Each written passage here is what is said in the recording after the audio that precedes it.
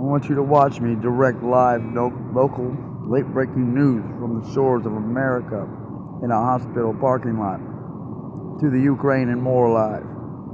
And know that I claim that I am the vessel of Jesus Christ himself. And that I know that the world leaders, in conjunction with a hidden pope and the International Space Station, have taken control of you people by bombarding your inner cores with ions through television and phones. I know they have linked your biochemistry and rhythm to their fucking metronomic toming of... They've got you frequency rigged. That's what I'm telling you.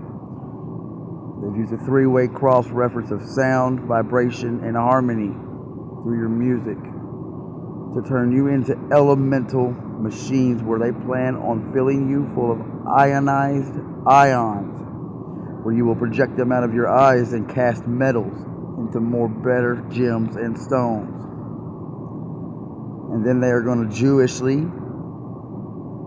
jog you to your own execution camp that you will uncontrollably build for yourself and willingly walk into and slave yourself to death, because you will be inside aware of what's happening and you may already be with no control to do anything for it.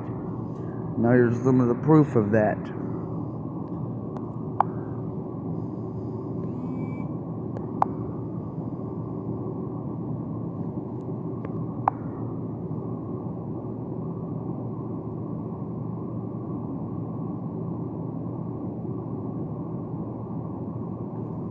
Now they're picking a new live stream with some lag. In the country which is close to Russia, basically surrounded by Russia, and which is populated by the people who speak Russian. And do you think those people who speak Russian would just accept eagerly the government that Russia would propose to them in one way or another? Wait a few another? minutes because they have lag and I'm kinetically talking to her from across the continent. Keep aware that everything I ask will eventually be passed through to them.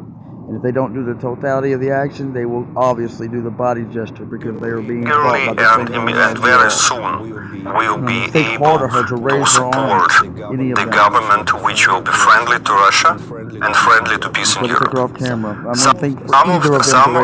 the people will realize a little bit later.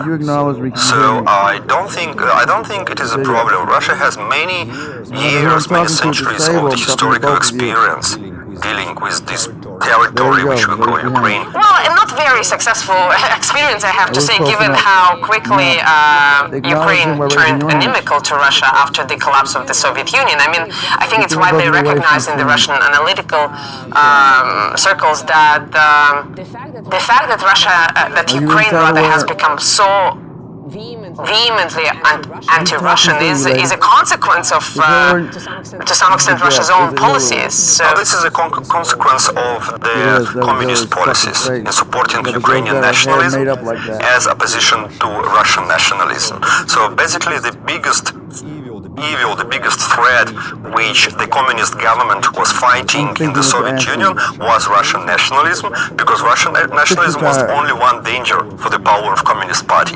And in order to fight this threat, the communist government supported small nationalisms. Among them, Ukrainian was the biggest among small nationalisms.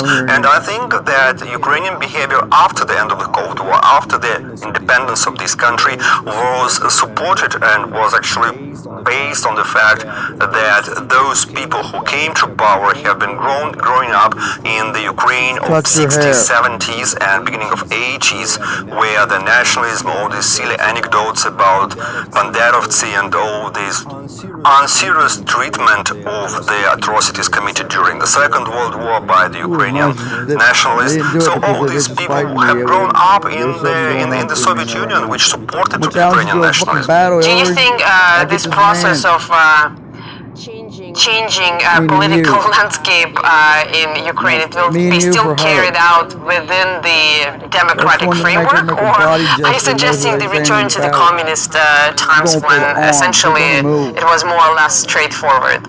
Well, I think that if I remember then in 2014, according to the all polls, more than 0.5% of the Ukrainian population was supporting the closer relationships to Russia.